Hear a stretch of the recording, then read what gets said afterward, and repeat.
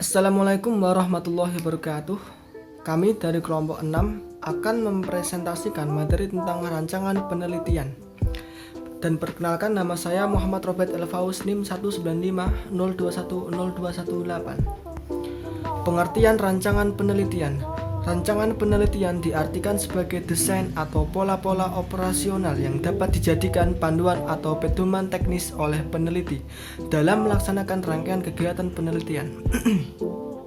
Dikatakan sebagai pedoman teknis mengingat dalam rencana penelitian tersebut dijelaskan langkah-langkah operasional pelaksanaan penelitian, mulai dari jenis penelitian yang digunakan, teknik pengumpulan data yang akan digunakan, teknik pengolahan dan analisis data, serta proses penarikan kesimpulan penelitian. Dalam pengertian lainnya, rancangan penelitian adalah semua proses yang diperlukan dalam perencanaan dan pelaksanaan penelitian. Dalam pengertian yang lebih sempit, rancangan penelitian hanya mengenai pengumpulan dan penganalisa data saja. Kemudian, rancangan penelitian mencakup proses proket berikut. 1. Identifikasi dan pemilihan masalah penelitian. 2. Pemilihan kerangka konseptual untuk masalah penelitian serta hubungan-hubungan dengan penelitian sebelumnya. 3. Memformulasikan masalah penelitian termasuk membuat spesifikasi dari tujuan, lingkup penelitian, dan hipotesa untuk diuji. 4. Membangun penyelidikan atau percobaan. Yang kelima, memilih serta memberi definisi terhadap pengukuran variabel-variabel. 6. Memilih prosedur dan teknik sampling yang digunakan.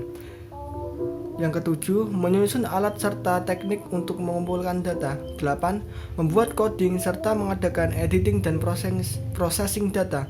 Yang kesembilan, menganalisa data serta pemilihan prosedur statistik untuk mengadakan generalisasi serta inferensi statistik. Yang kesepuluh, pelaporan hasil penelitian termasuk proses penelitian, diskusi serta interpretasi data, generalisasi kekurangan-kekurangan dalam penemuan, serta menganjurkan beberapa saran dan kerja penelitian yang akan datang.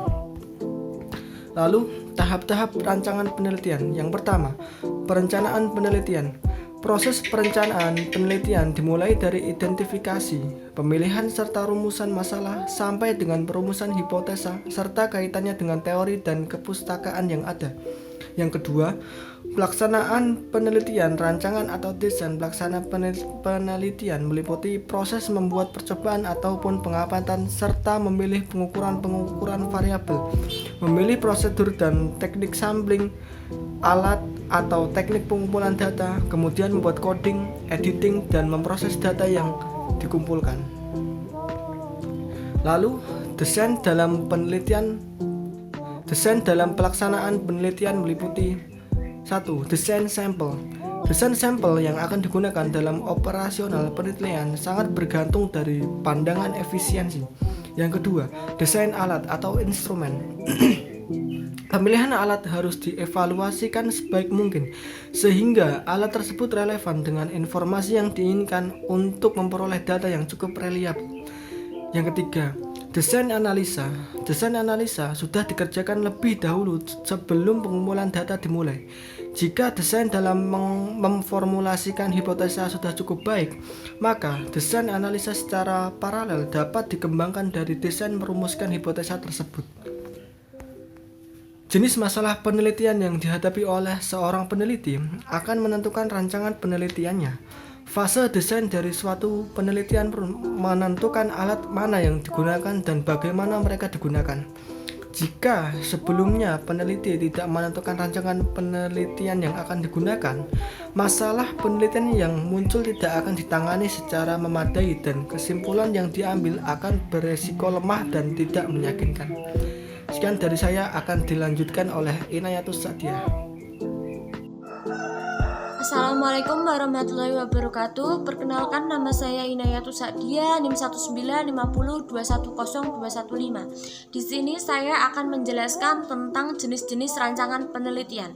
Seorang peneliti harus memiliki pemahaman yang jelas tentang berbagai jenis rancangan penelitian untuk memilih jenis desain penelitian yang akan diterapkan. Jenis masalah penelitian yang dihadapi oleh seorang peneliti akan menentukan rancangan penelitiannya.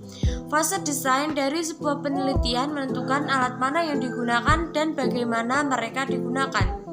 Jika sebelumnya peneliti tidak menentukan rancangan penelitian yang akan digunakan, masalah penelitian yang muncul tidak akan ditangani secara memadai dan kesimpulan yang diambil akan beresiko lemah dan tidak meyakinkan. Rancangan penelitian diklarifikasikan sebagai berikut. Yang pertama yaitu rancangan penelitian kuantitatif. Penelitian kuantitatif dilaksanakan dalam kasus di mana penting bagi seorang peneliti untuk memiliki kesimpulan statistik untuk mengumpulkan wawasan yang dapat ditindaklanjuti. Rancangan penelitian kuantitatif bertujuan untuk menemukan berapa banyak orang yang berpikir, bertindak, atau merasakan dengan cara tertentu. Yang kedua yaitu rancangan penelitian kualitatif. Penelitian kualitatif dilaksanakan dalam kasus di mana data yang dikumpulkan dan pengamatan didirikan berdasarkan perhitungan matematika. Alasan mendasar untuk menggunakan penelitian kualitatif adalah untuk mendapatkan pemahaman yang kaya detail tentang topik, masalah, atau makna tertentu berdasarkan pengalaman tangan pertama. Yang ketiga yaitu rancangan penelitian deskriptif, yaitu seorang peneliti tertarik untuk menggambarkan situasi atau kasus di bawah penelitiannya. Yang keempat yaitu rancangan penelitian eksperimental, untuk membangun sebab akibat dari suatu situasi.